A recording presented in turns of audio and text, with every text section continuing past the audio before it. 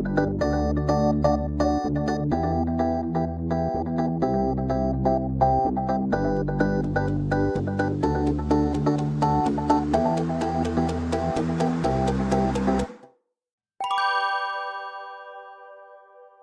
Finer Forces of the Mind. It was the writer's original intention to close the book with a chapter in which he brought to a close his argument and presentation of the case of Dynamic Thought. The book was written for the purpose of demonstrating that theory, and it naturally should have closed there.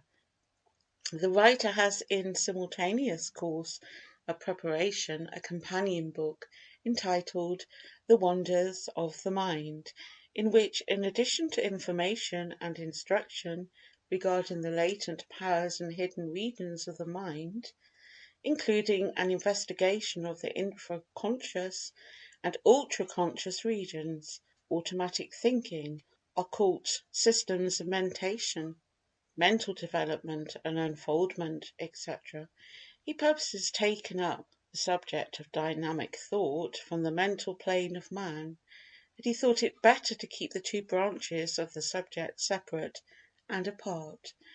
But, notwithstanding the above facts, he feels that he cannot close the present book. The consideration of the present phase of the subject, without at least a passing reference to the fact that dynamic thought is fully operative on the plane of human mentation, as on the plane of atomic mentation. In fact, man has the same power, potentially, that is possessed by the atom, only refined to a degree corresponding to the development of man as compared to that of the atom. The power is raised to a higher plane of mentation, but is fully operative. Just as the body of man contains physical life corresponding with the different phases of lower physical life, mineral, vegetable, and animal, for instance, the mineral-like bones and the mineral salts in a system, the plant-like life and work of the cells, and the animal-like flesh and physical life, in addition to the wonderful brain structure and fine brain development peculiar to man. So has man the lower mental qualities of the lower life, in addition to his glorious human consciousness that is reserved to the highest form of life on the globe. In his mental regions man has the power of the atom of attracting articles of substance to him, that he may combine it with other substances in building up his body. Then he has the plant-like cell mentation, that does the building up work, and repairs wounds and damaged parts, etc. Then he has the animal mentation, evidencing in the passions, desires, and emotions of the purely animal nature, and which mentation, by the way, keeps man busy in controlling by means of his higher mental faculties, that are God's gift to man, and are not possessed by the animals. But all this will form part of the sequel, The Wonders of the Mind, and are merely mentioned here in passing. And just as man is enabled to use elementary, the physical qualities that he finds in his body, and to turn same to good account in living his human life, so does man, consciously or unconsciously, make use of these elementary mental powers in his everyday mental life. And if he but realizes what a conscious use of these faculties, guided by the human will do, many may become a different order of being. This is the basis of the occult teachings, and the mysteries of the ancients, as well as the teachings of the modern secret esoteric bodies and societies such as the Rosicrucians and Hermetic Brotherhood, and several other societies whose names are not known. The real societies are referred to, not the brazen imitations that unscrupulous men are holding out to the public as the original orders, membership being offered and urged for the consideration of a few dollars. It is needless to say that membership in the real occult orders is never urged and cannot be bought. But to return to the subject. The individual mind of man is in direct touch not only with the Great Cosmic Mind, but also with the individual mind of every other man. Just as the particles are bound by lines of attraction, so are the minds of men bound together by lines of mind, or mental filaments.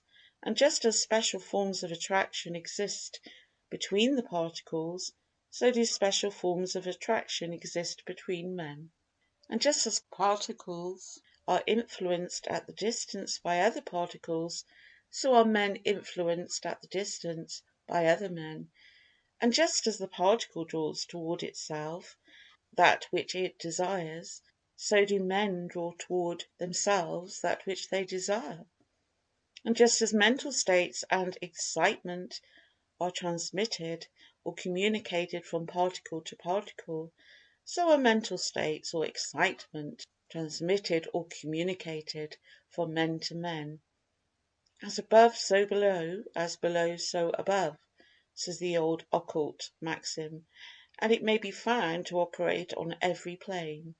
The phenomena of thought, transference, telepathy, telesthesia, mental projection, suggestion, hypnotism, mesmerism, etc., etc., may be explained and understood by reason of an acquaintance with the theory of Dynamic Thought, as explained in this book.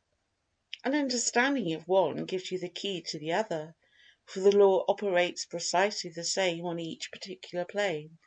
If the reader will think over this statement and then apply it to his investigations and experiments, he will find that he has the key to many mysteries, the loose end of a mighty ball of thread which he may unwind at his leisure. Let us begin by a consideration of the process of thought production in the human mind. In this way we may arrive at a clearer idea of the mental phenomena known as Thought Force, Mental Power, Thought Waves, Thought Vibrations, Mind Transference, Mental Influence, etc. To understand these things we must begin by understanding the process of thought production. Here is found the secret of the phenomena named, and much more. In the first place, while the brain is the organ of the mind, the instrument that the mind uses in producing thought, still the brain does not do the thinking, nor is the brain matter visible to the eye, the material instrument of thinking. The brain, and other portions of the nervous systems, including the little brains, or ganglia, found in various parts of the body, is composed of a certain substance, a fine form of plasm, which, however, is but the groundwork or foundation for finer forms of substance used in the production of thought.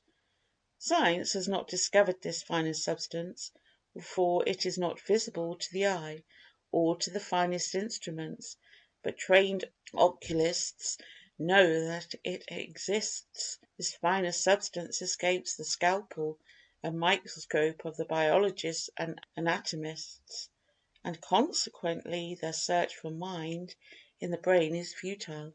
There is something more than tissue to be irritated in the brain, but remember that this something more is still substance, and not mind itself.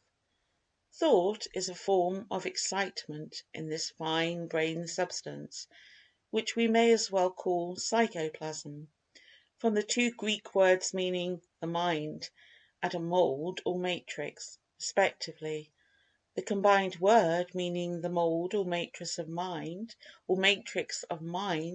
in other words the material substance used by the mind in which to cast or mould thoughts. This excitement in the psychoplasm manifests in vibrations of its particles, for, like all substances, it has particles. All scientists agree that in the process of thinking there is an expenditure of energy, and a using up of material substance. Just how this is effected they do not know, but their experiments have shown that there is energy manifested and used, and also substance consumed.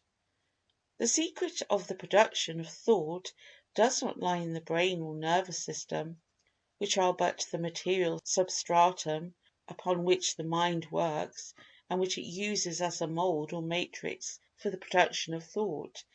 Thought is the product of mind directing force upon substance in the shape of psychoplasm, and energy is manifested in the production of thought just as much as in the operation of the law of attraction or chemical action.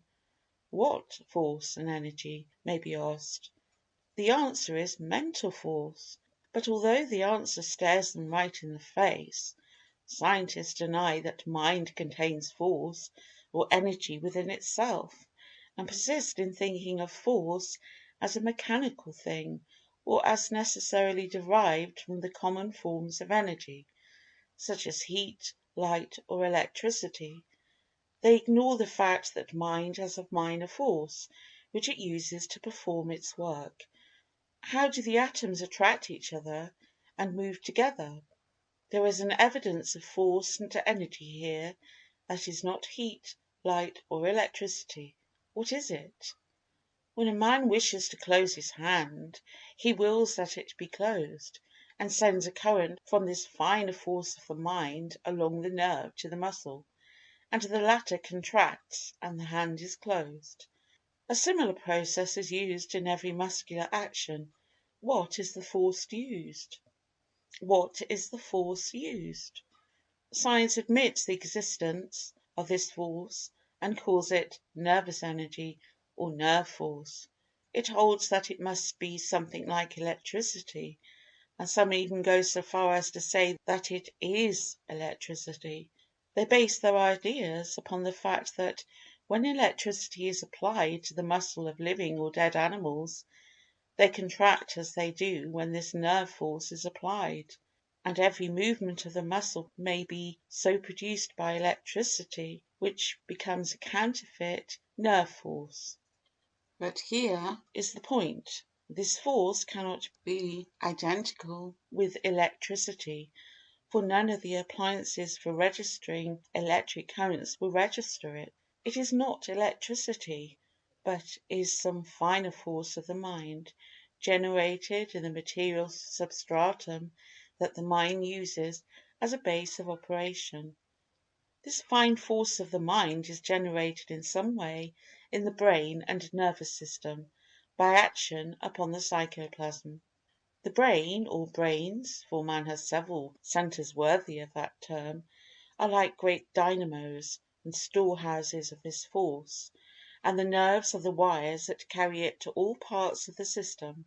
More than this, the nerves have been found to be generators of force also as well as the brain. Experiments have shown that the supply of force in a nerve vanishes when the nerve is used, in which case it draws upon the storehouses for an additional supply. This fine force of the mind is really the source of all energy, for as we have shown in previous chapters, all motion arises from mental action, and this form of force or energy is the primal force or energy produced by the mind, and this force is in operation in all forms of life, from the atom to the man, and not only may it be used by the particle, but man also has it at his disposal. As a proof that substance is used up and energy manifested in the production of thought, science points to the fact that the temperature of a nerve rises when it is used, and the temperature of the brain increases when it is used for extended thought. Scientists have claimed, and advanced a mass of proof to back up the same, that thought was as much a form of energy as was the pulling of a train of cars, and was attended by the production of a definite amount of heat, resulting from the activity of the fine substance of the physical extended resistant and composite substratum. But science has taken all this to mean that thought and mind were purely material things and properties of matter. It has claimed that matter thinks, instead of that mind uses the matter or substance, in its finer forms, as a substratum for the production of thought. Buchner, the leader of the purely materialistic school, claims positively that thought is but the product of matter. He says, "It is not a patent fact, obvious to all but the wilfully blind, that matter does think." De la Mettrie made merry over the narrowness of the mentalists in saying, "When people ask whether matter can think, it is as though they asked whether matter can strike the hours." Matter, indeed, as such, thinks as little as it strikes the hours, but it does both, when brought into such conditions that thinking or hour striking results as a natural action or performance. The above quoted opinion of Buchner shows how narrow and one-sided a talented man may become by reason of shutting out all the other points of view, and seeing only one phase of a subject. The example of the hour striking is a poor figure of the materialists, for although matter does strike the hours, it does so only when wound up by man under direction of his mind, and in the manufacture, adjustment, and winding of the clock. Mind is the cause of the action, and more than this, the very action of the coiled spring that is the immediate cause of the striking results from the mental effort of the particles of the spring endeavouring to resume their accustomed position under the law of elasticity, as explained in our chapters on substance. Science renders valuable service in showing us the details of the mechanism of thought, but it will never really explain anything unless it assumes the existence of mind back of and in everything. It may dissect the brain cells and show us their composition, but it never will find mind under the scalpel, or in the scale or test tube. Not only is this true, but it cannot even discover the fine psychoplasm which is used in the production of mind. But we may make use of its investigations regarding the matter activity of brain substance in the process of thought, and by combining them with our belief regarding the existence of mind, we may form a complete chain of reasoning, without any missing links, these missing links appearing both in the case of the no mind philosophers and the no matter metaphysicians. This theory of mind and substance considered as the two aspects of something higher, from which both have originated or emanated, will come to be regarded as the only thinkable proposition in the end, and with this idea in view we may use the facts and experiments of the materialists while smiling at their theories, and, with but a slight change of words, we may turn against them their own verbal batteries. In this way we may take Moleschott's famous statement, "Thought is but a motion of matter," and render it intelligible by making it read as follows: "Thought produces motion in matter." This finer force of the mind is in full evidence to those who look for it, and although it may not be registered by the scales or instruments designed to register the coarser grades of force, still it is registered in the minds of men and women, and in the actions resulting from their thoughts. These living registers of the force respond readily to it, and every one of us is such a register, just as is the force a much higher grade of energy than the forms usually considered as comprising the entire range of energy, so are the instruments required for its registration much higher than those used to determine the degrees of heat, light, electricity, and magnetism. It may be that the future will give us instruments adapted for the purpose. In fact, it begins to look even now as if the same were forthcoming. But whether we have such mechanical instruments or not, the living instruments give us a sufficient proof of the existence of the force and its operation. Well, the writer still finds himself unable to bring the book to a close. He added this chapter to show that the property of dynamic thought extended to the highest development of mind, as well as abiding in the lowest. And now that he has ventured upon the subject, he finds himself impelled to give you a few instances of the workings and operations of that law, in the case of human mental life. And this means one more chapter, but only one, remember. The book must come to an end some time, remember, and so we will pass over into another chapter, which will be entitled Thought in Action.